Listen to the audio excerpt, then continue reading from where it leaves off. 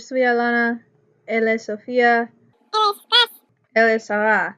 The cinema will gradually break free from the tyranny of what is visual, from the image for its own sake, from the immediate and concrete demands of the narrative to become a means of writing just as flexible and subtle as written language. Alexander Ostrich. Alexander Ostrich was a filmmaker, critic, and theorist at the time, and he first suggested the notion of a director-author using the camera as a stylo, or writing device.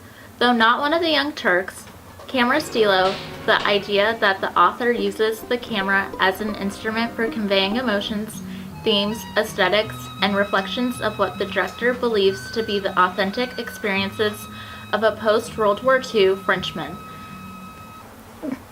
Basically, New Wave began because four dirt-poor, ugly, brilliant Frenchmen decided that the current cultural and socio-political climate in their country and their community was not being reflected in mainstream media. In 1958, the classic Hollywood movies dominating the film industry were too basic. They were seamless, pristine, and clean-cut. You weren't meant to know you were watching a movie. They catered to an audience that identified with peaceful, wealthy lifestyles and devoid of any real substance. In the words of Jean-Luc Godard, "I pity the French cinema because it has no money. I pity the American cinema because it has no ideas." The motivation behind this new way of writing and directing movies was partly circumstantial. The reason the Young Turks were critics and not directors in the first place was that they couldn't afford to make their own movies.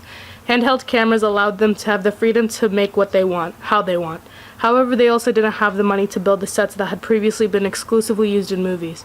They had to do their own editing without numerous employees and expensive technology, forcing them to find creative ways to make the rustic DIY look as part of their aesthetic. But at the same time, that aesthetic conveyed their trials and tribulations, starving artists that they were. Camera-stylo is a bit misleading. You'd think it means more the practice, the what and how. It is so much more than that. It's a mindset. The why behind the way they made their movies. It's a discipline, a set of rules. In order to be invoking Camera-stylo, you had to use the editing and cinematography as a storytelling device, similar to the set or costumes or the script itself. They used these ingenious camera techniques to put out really big moods. We can certainly see these techniques in contemporary cinema. They've become staples of some of the most iconic movies among both enthusiasts and the general public. More importantly, though, we see Camera-stylo. We see directors, we see storytelling, we see what these authors have to say.